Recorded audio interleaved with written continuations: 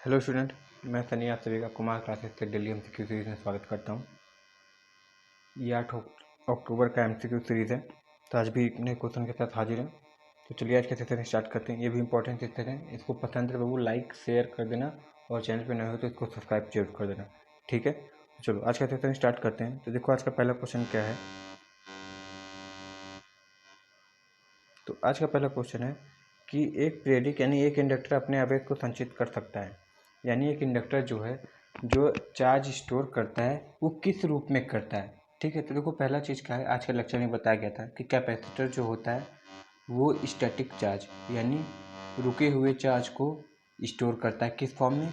Electric field के रूप में स्टोर करता है। कहाँ करता है? डाइलेक्ट्रिक में करता है, ठीक है। तो वही दूसरा इंडक्टर पूछा, तो इंडक्टर क्या करता है? तो देखो इंडक्टर जो होता है डायनेमिक आवेश, डायनेमिक मतलब गतिशील आवेशों को क्या करता है? वो स्टोर करता है। तो गतिशील आवेश मतलब एक तरीके से क्या होगा? करंट को, ठीक है, इसको स्टोर करता है। और वो किस रूप में करता है? Magnetic field. क्योंकि किसी भी कॉइल में या फिर किसी भी इंडक्टर में एक तरीके से बात करें, जो कि कॉइल का ही छोटा रूप होता है, इंडक्टर को ऐसे दिखाते हैं ना कॉइल के रूप में। तो जो इंडक्टर होता है ये क्या होता है? हमारा मैग्नेटिक फील्ड जनरेट करता है। क्योंकि किसी भी कॉइल में अगर हम करंट फ्लो कराए तो उसमें फ्लक्स जनरेट होगा, यानी एक मैग्नेटिक फील्ड जनरेट होती है। तो क्या हो जाएगा? इंडक्टर किस रूप में आवेश को संचित करता है? तो मैग्नेटिक फील्ड के रूप में करता है। और कौन सी आवेश होती है? तो वो गतिशील आवेश होती है। इसको याद रखना। कंडक्टर हमेशा चेंज इन करंट का विरोध करता है। कंडक्टर हमेशा चेंज इन करंट का विरोध करता है, ये चीज़ याद रखना है, ठीक है। तो ऑप्शन क्या हो जाएगा? सी यहाँ पे सही हो जाएगा, मैग्नेटिक फील्ड के रूप में करता है। और कैपेसिटर इलेक्ट्रिक फील्ड के रूप में, ठीक है। चलो नेक्स्ट क्वेश्चन देखते हैं।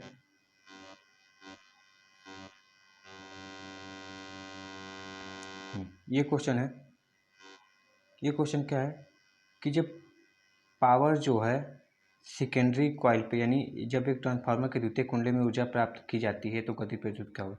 यानी जब हम पावर सेकेंडरी साइड, यानी जब हम सेकेंडरी साइड एक तरीके से बात हो रही है, यानी आउटपुट में, जब आउटपुट में हम पावर खींचते हैं या लेते हैं तो उसका डायनेमिक रेजिस्टेंस क्या हो जाता है, ठीक है। तो देखो डायनेमिक रेजिस्टेंस सिंपल क्या होता है, डायनेमिक रेजिस्टेंस बराबर क्या होता है? Del V upon del I, यानी change in voltage upon change in current होता है, ठीक है। ये क्या होता है? हमारा डायनेमिक रेजिस्टेंस होता है। तो डायनेमिक रेजिस्टेंस जो होता है हमेशा सेकेंडरी से पावर खींचने पे क्या होता है? हमेशा बढ़ जाता है, ठीक है। क्योंकि अधिकतर क्या होता है कि वोल्टेज हमारी बढ़ी हुई मिलती है, तो वोल्टेज बढ़ी हुई मिलने के कारण क्या होता है? हमारा डायनेमिक रेजिस्टेंस भी इंक्रीज दिखाई देता है। कहाँ पे? सेकेंडरी पे। कब? जब वो सेकेंडरी से पावर एब्जॉर्ब करता है, यानी आउटपुट में जब पावर वो एब्जॉर्ब यानी खींचता है, तब की बात हो रही है, ठीक है। तो डायनेमिक रेजिस्टेंस याद रखना del V upon del I हमेशा होता है, ठीक है। और नॉर्मल रेजिस्टेंस की बात करें तो आर अपॉन वी आई होता है, ये चीज़ याद रखना हमेशा, ठीक है। चलो तो यहाँ पे क्या ऑप्शन सही हो जाएगा? यहाँ पे ऑप्शन हमारा क्या सही हो जाएगा? ऑप्शन ए सही हो जाएगा, इंक्रीज होता है, ठीक है। नेक्स्ट क्वेश्चन देखते हैं।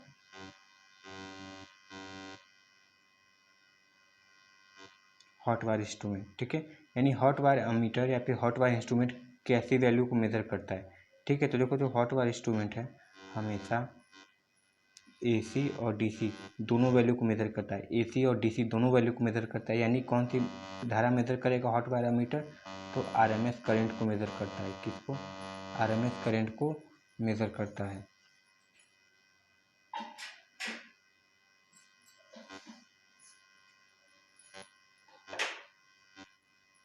आरएमएस करंट को मेज़र करेगा, यानी बोथ एसी एंड डीसी तो इनमें आरएमएस करंट को मेज़र किया। इसमें पूछता है डंपिंग कौन सा प्रयोग होता है? तो इसमें हमेशा एडी करंट डैम्पिंग का प्रयोग होता है। ये सब सारे इंपॉर्टेंट पॉइंट है जो 3-4 बता दिए एक ही क्वेश्चन में, ये हमेशा पूछे जाते हैं, ठीक है। हॉट वायर इंस्ट्रूमेंट याद रखना, सही है। चलो नेक्स्ट क्वेश्चन देखते हैं।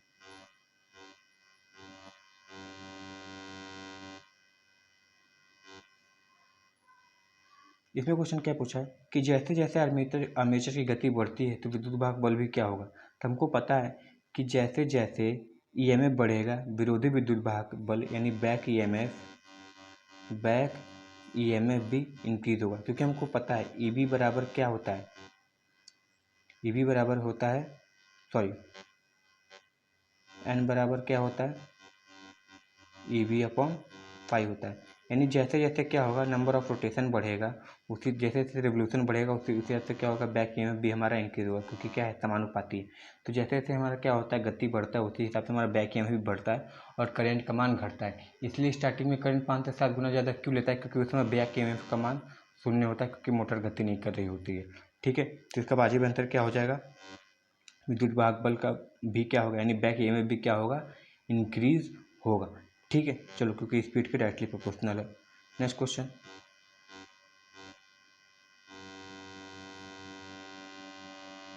देखो सेम क्वेश्चन उसी तरीके से पूछा कि यदि किसी डीसी जनरेटर में अवशोषित चुंबकत्व मौजूद है, यानी क्या हो, रेसिडुअल मैग्नेटिज्म। रेसिडुअल मतलब कुछ अवशेष जो अवशेष होता है, अवशेषित चुंबकत्व मौजूद है, तो प्रेरित विद्युत वाहक बल शून्य गति पर क्या होगा।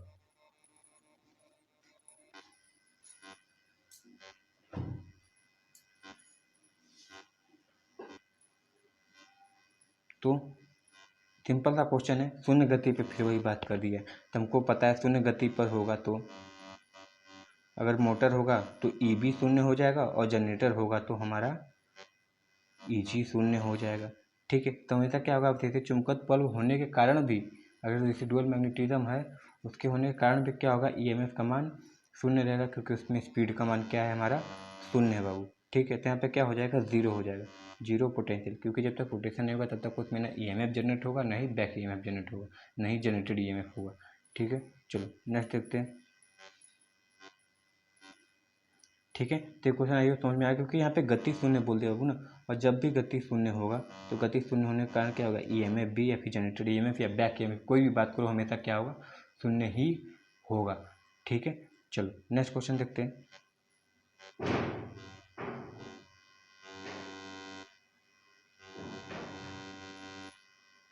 पहले क्वेश्चन देखते हैं क्या पूछा है कि डीसी मशीन में फ्रैक्शनल वाइंडिंग का प्रयोग क्यों होता है।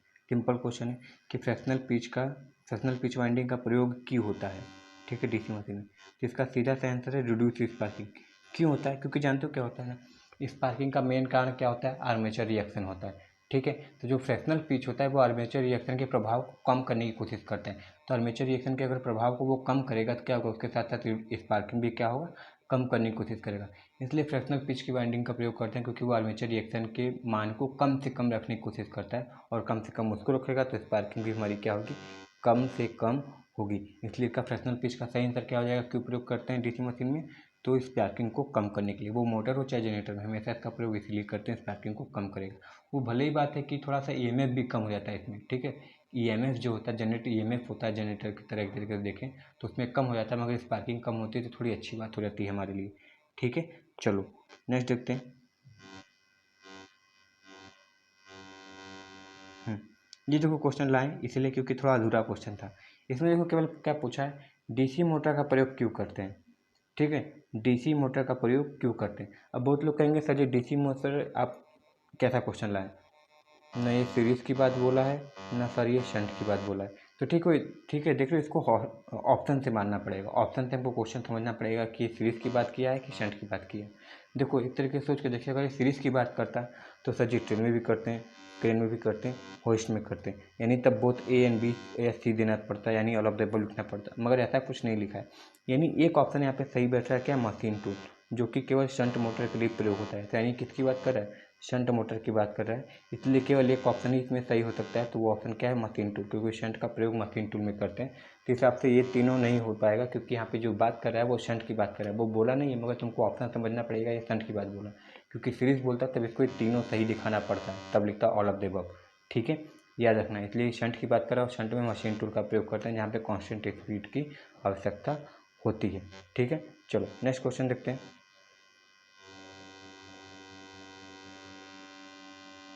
ये है, एक डीसी मोटर में स्थिर बलागुण उत्पन्न होता है, यानी स्थिर यानी एक दिशा की बात बोला, यूनिडायरेक्शनल बलागुण यानी यूनिडायरेक्शनल टॉर्क कब जनरेट होता है, लेविनेशन के कारण। तो ये कारण तो किसके लिए होता है, एडी करंट के लिए होगा नहीं। पोल सुख क्या होता है, तो पोल सुख का अधिकतर प्रयोग इसलिए करते हैं क्योंकि यूनिफॉर्मली डिस्ट्रीब्यूटेड करे फ्लक्स को, इसलिए एक समान रूप से फ्लक्स को वितरित करे, इसलिए इंड प्लेट नहीं करते हैं, ये तो हो ही नहीं सकता। ठीक है, कम्यूटेटर का प्रयोग करते हैं हम लोग, क्योंकि क्या होता है, कम्यूटेटर क्या करता है, करंट को एक दिशा में बहाता है, और करंट को एक दिशा बहाने से क्या होता है, टॉर्क भी हमारी एक ही दिशा में लगती है। ठीक है, यही करंट की दिशा बदल जाएगी तो टॉर्क की भी दिशा बदल जाएगी, यानी रोटेशन की भी दिशा बदल सकती है। तो ये चीज़ याद रखना है, क्योंकि कम्यूटेटर क्या होगा, जब एक दिशा में करंट बहाएगा और फिक्स दिशा में बहाएगा तो टॉर्क भी उसी दिशा में लगेगी, और एक कम्यूटेटर में करंट की दिशा बदल जाएगी तो टॉर्क की भी दिशा बदल जाएगी और उसके घूमने की भी दिशा बदल जाएगी। ठीक है, तो ऑप्शन डी क्या हो जाएगा हमारा यहाँ पे सही हो जाएगा, कम्यूटेटर। ठीक है ना। चलो नेक्स्ट देखते हैं।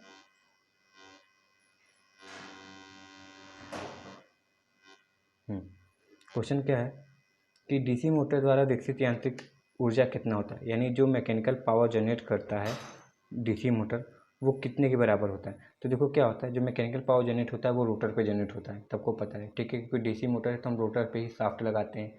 ठीक है, पुल्ली लगाते हैं, वहीं से हमारा क्या होता है, पावर ट्रांसफर होता है। ठीक है, तो आर्मेचर पे यानी रोटर पर लगाते हैं तो रोटर में क्या होता है, आर्मेचर करंट होता है, और उसी में क्या होता है, बैक ईएमएफ जनरेट होता है। तो वी बराबर सॉरी तो जैसा कि हम जानते हैं P बराबर वी आई होता है, तो यहाँ पे V की जगह क्या लिखेंगे हम, बैक ईएमएफ लिखेंगे, और I की जगह क्या लिखेंगे हम, IA लिखेंगे। ठीक है, तो जो पावर जनरेट होगा वो कितना होगा, EBIA होगा। ठीक है, ये चीज़ देख रहे होगे तुम, कभी ऐसा चीज़ पढ़े नहीं होगे, ये जोड़ो ये घटो फिर ये माइनस करो, ये कभी नहीं पढ़े होगे। ठीक है, ये तो कभी नहीं पढ़े होगे, समझ में। तो क्या हो जाएगा, बैक ईएमएफ और आर्मेचर करंट का मल्टीप्लाई करोगे तो वो हमेशा पावर देता है। कौन सा पावर, यांत्रिक पावर, जो कि हमारे शाफ्ट पे जनरेट हुआ, क्योंकि वहीं से हम क्या करते हैं, पावर को अपनी पुल्ली पे और पुल्ली से बेल्ट, बेल्ट से किसी जिस मशीन को चलाना है उस पर यूज़ करते हैं। समझ में आया। तो यहाँ पे ऑप्शन बी क्या हो जाएगा, ऑप्शन बी क्या हो जाएगा, सही आंसर हो जाएगा। ठीक है, चलो नेक्स्ट क्वेश्चन देखते हैं। देखो पूछा है, यूनिवर्सल मोटर की गति को सामान्यतः घटाते हैं, यानी एक तरीके से कंट्रोलिंग, यूनिवर्सल मोटर की गति को कैसे कंट्रोल कर सकते हैं। ठीक है, तो देखो यूनिवर्सल मोटर की जो गति है हमेशा गियर ट्रेन, एक तरीके से कंट्रोलिंग जैसे नहीं बोलते हैं, गियर ट्रेन से प्रयोग करके हम क्या करते हैं, इसको कम करते हैं। तो उनमें जैसे गियर ट्रेन, जैसे गियर होता है उसको बदल कर हम क्या कर सकते हैं, स्पीड को वेरी करा सकते हैं। उसी तरह क्या होता है, ये गियर ट्रेन होता है, यानी गियर चलित ट्रेनों द्वारा हम क्या कर सकते हैं, यूनिवर्सल मोटर की स्पीड को कंट्रोल कर सकते हैं। ठीक है, ये क्या होता है, AC और DC दोनों पे चल सकता है। ठीक है, ऐसा मोटर कहाँ प्रयोग होता है, अधिकतर हमेशा मिक्सचर में प्रयोग होता है। ठीक है, मिक्सर, ग्राइंडर, इन सब में अधिकतर इसका प्रयोग होता है। ये क्या होता है, AC सीरीज ही मोटर होता है। क्या होता है, AC सीरीज बोल रहे,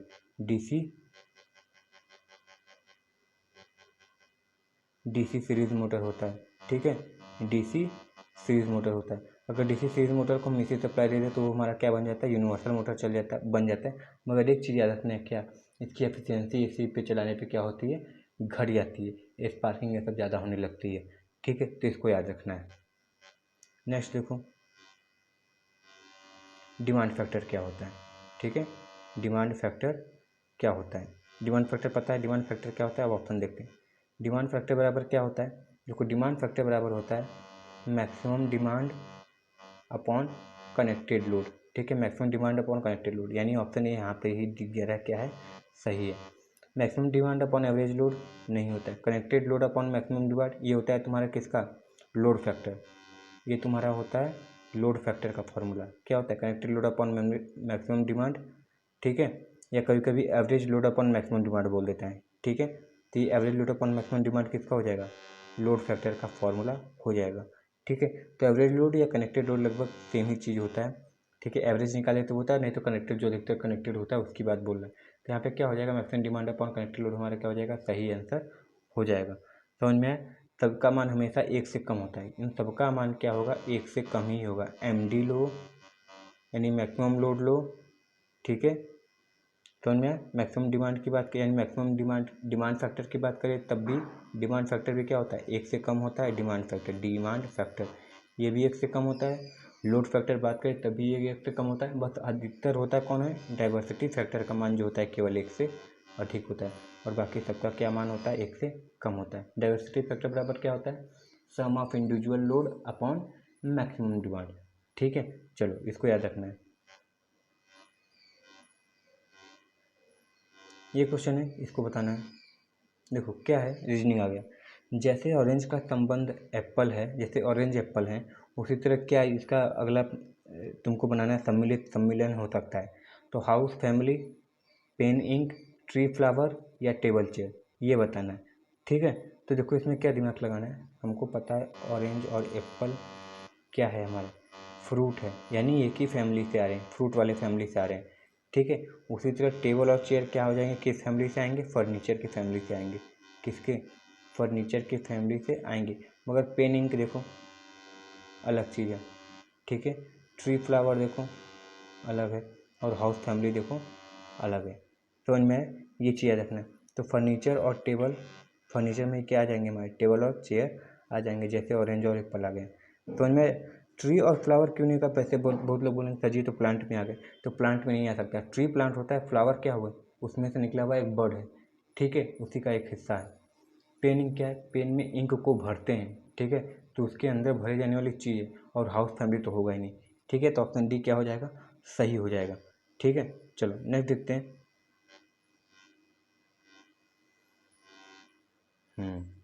निम्न में से कौन सा एक सर्च इंजन नहीं है, ठीक है। सर्च इंजन नहीं है। सर्च इंजन मतलब तुम किसी भी चीज़ को मारो डालो तो वो सर्च में तुमको, यानी तुम किसी चीज़ के बारे में नहीं जानते हो, तुम किसी चीज़ के बारे में जानना चाहते हो तो उस पर डालो तो तुम्हारे उसके बारे में थोड़ी हिस्ट्री जानकारी दे तुमको, ठीक है। तो याहू फिर महात्मा गांधी डालोगे तब भी उनकी जानकारी देगा, कहाँ जन्म हुए थे, कैसे क्या हुआ, कहाँ पढ़ाई की। गूगल में डालोगे तब भी वो दिखाएगा। अल्टा विस्टा में डालोगे तब भी तुमको दिखाएगा सचिन तेंदुलकर कौन है, कितना रन बनाया, कब खेला, कब रिटायर हुआ, ये सब सारी जानकारी, बर्थडे उड्डे सारी चीज़ बताएगा। मगर फेसबुक में डाल दिए महात्मा गांधी, ठीक है, तो तुमको 3-4 लोग मिलेंगे महात्मा गांधी के, ठीक है, अच्छे अच्छे, कोई चश्मा लगाया हुआ होगा, कोई बिना कपड़ों के होगा, ठीक है, किसी के बाल बड़े बड़े होंगे, कोई गंजा नहीं होगा, ठीक है। तो यानी फेसबुक क्या है, तुम्हारा सर्च इंजन नहीं है, समझ में। और बाकी 3 क्या है, तुम्हारे सर्च इंजन है। तो यहाँ पे ऑप्शन डी क्या हो जाएगा, सही हो जाएगा, ठीक है। चलो नेक्स्ट क्वेश्चन देखते हैं। प्लास्टिक मुद्रा की संज्ञा किससे जाती है, ठीक है, जिसको प्लास्टिक मनी, जीएस का क्वेश्चन है, ठीक है, सॉरी जीके का क्वेश्चन है, इकोनॉमिक्स से पूछा था कि बताओ कि इनमें से प्लास्टिक मनी किसको बोला जाता है। तो प्लास्टिक मनी यानी क्रेडिट कार्ड जो लेकर घूमते हो, डालो पैसा निकालो, ठीक है, तो प्लास्टिक का ही होता है, और उसमें तुम्हारा पैसा होता है जब बैलेंस होगा तभी पैसा होता है, ठीक है, बैलेंस नहीं तो पैसा नहीं बोलेंगे उसको, तब वो प्लास्टिक है, मुद्रा नहीं है, ठीक है। तो जब तक उसमें बैलेंस है तुम्हारे बैंक में तब तक प्लास्टिक मुद्रा है, और जैसे ही बैलेंस खत्म हुआ तुम्हारे बैंक का, वो केवल प्लास्टिक रह गया, मुद्रा नहीं रह गया, ठीक है। इसलिए उसको हमेशा मुद्रा बनाए रखना, कभी भी ज़रूरत पड़ सकता है। तो क्या हो जाएगा यहाँ पे, ऑप्शन डी क्या हो जाएगा हमारा, सही हो जाएगा, ठीक है। चलो नेक्स्ट देखते हैं। हम्म ये तो बहुत विवादित क्वेश्चन है और अच्छा भी क्वेश्चन है। प्रधानमंत्री नरेंद्र मोदी ने हाल ही में एक गिव इट अप अभियान का संचालन इनमें से किससे छुटकारा दिलाने के लिए किया था, ठीक है। गिव इट अप ये याद रखना, ठीक है, पहले भी जरूरी था, अब भी जरूरी है, क्योंकि एक बार फिर से आदि चर्चा में आने वाला है, ठीक है। वो क्या है, भाई लोग, आप लोग गैस खरीदिए, एलपीजी खरीदिए, तो फिर सब्सिडी बैंक में छोड़ दीजिए, ठीक है। ये जब उज्ज्वला योजना शुरू किए थे तब भी वो बात किए थे, उज्ज्वला की जब चल रही थी। अब दोबारा उसी सिलेंडर की, क्योंकि देखो 2014-15 में उज्ज्वला चलाएं, सबको एक एक सिलेंडर बांटे, वो लोग भी क्या किए, 1-1.5 महीना खाना बनाए, फिर उसको क्या कर दिए, उसको लपेट कर अच्छे से कहीं स्टोर रूम में रख दिए हैं, ठीक है, बढ़िया फ्रिज व्रिज में रखे हैं कि वो ख़राब ना हो, तो उसको फ्रिज में रख दिए हैं। अब वो क्या हुआ, 5-6 साल हो गए, 7 साल हो गए, उसी तरह पड़ा हुआ है, ठीक है। तो मोदी जी को याद हुआ, यार हम तो गैस दिए हुए हैं, उसको भरवाना भी पड़ता है, ठीक है बस देने से नहीं होता, उसको भरवाना भी पड़ता है, ठीक है। तो अब क्या किए हैं, उसको फिर से रिफ़िल करने की बात किया है कि उसको लाइए फिर से रिफ़िल किया जाएगा, ठीक है, फिर 6 साल चलेगा वो। मतलब इतना लोग इतना गैस भर देते हैं उसमें कि 6-6 7-7 साल चलता है वो, ठीक है। तो उसको फिर वही बात हो रही है कि फिर लाओ, फिर हम उसको रिफ़िल करेंगे, फिर हम उज्ज्वला योजना चलाएंगे, ठीक है। तो वही चीज़ है। तो क्या बोले थे वो, गिव इट अप का मतलब आप लोग क्या कीजिए, सब्सिडी अपने अकाउंट में छोड़ दीजिए, ठीक है। तो वो किसके लिए बात हुई थी, गिव इट अप मतलब एलपीजी सब्सिडी की बात हुई थी, ठीक है, सब्सिडी की बात हुई थी। इस चीज़ को याद रखना, ये बहुत बढ़िया क्वेश्चन है, हमेशा ट्रेंडिंग में रहेगा, ठीक है, जब तक सरकार रहेगी ये, सही है। तो चलो आज का सेशन शायद इतने ही क्वेश्चन देख लेते हैं। नहीं, एक क्वेश्चन और है, ठीक है। देखो ये क्वेश्चन क्या है, इसमें पूछा गया है कि इनमें से कौन सा मानव अंग में व्याप्त बीमारी का पता लगाने हेतु ईईजी का प्रयोग करते हैं। ईईजी मतलब इलेक्ट्रो इंसिफेलो, ठीक है, ग्राफी, ठीक है, इंसिफेलोग्राफी, इलेक्ट्रो इंसिफेलोग्राफी फुल फॉर्म पूछता है ईईजी का, तो क्या होता है, इलेक्ट्रो इन्फिलॉजी ग्राफी, 3 हो गए। इसका पूछता है ईईजी का फुल फॉर्म, और इसका क्यों प्रयोग किया जाता है बाबू, इसका प्रयोग मस्तिष्क रोग की जानकारी के लिए, ठीक है, मस्तिष्क रोग की जानकारी पाने के लिए, मस्तिष्क में कैसा रोग है या नहीं है, इसकी जानकारी के लिए हम ईईजी का प्रयोग करते हैं। तो ऑप्शन ए क्या हो जाएगा, सही हो जाएगा। एक तरीके से जानते हो ब्रेन हम लोग का सीपीयू है पूरी बॉडी का ना। तो इसकी जानकारी रखना बहुत ज़्यादा इंपॉर्टेंट है और इम्पॉर्टेंट भी हो जाता है हमारे बॉडी पार्ट के लिए। तो ईईजी का फुल फॉर्म इलेक्ट्रोइन्फिलॉजीग्राफी, ये याद रखना है। और किस लिए प्रयोग होता है? तो ब्रेन यानी मस्तिष्क में सारी बीमारियों की जानकारी के लिए, ठीक है। तो ये चीज़ याद रखना है। चलो, तो आई होप आज का सेशन पसंद आएगा बाबू। पसंद आए तो इसको लाइक कर देना, ठीक है, शेयर कर देना, चैनल पर नहीं हो तो सब्सक्राइब कर देना, ठीक है। अब डेमो क्लास खत्म हो गया, पेड चल रहा है, ठीक है। ऑफलाइन आना है तो आ सकते हो, नहीं तो फिर अब क्या करो, जल्दी से करो, नहीं तो तुम लोग का सिलेबस भी छूटेगा, फिर पढ़ भी ज्वाइन भी कर लोगे तो कोई फ़ायदा नहीं होगा, ठीक है। चलो, मिलते हैं नेक्स्ट वीडियो में, तब तक के लिए thank you very much and all the very best.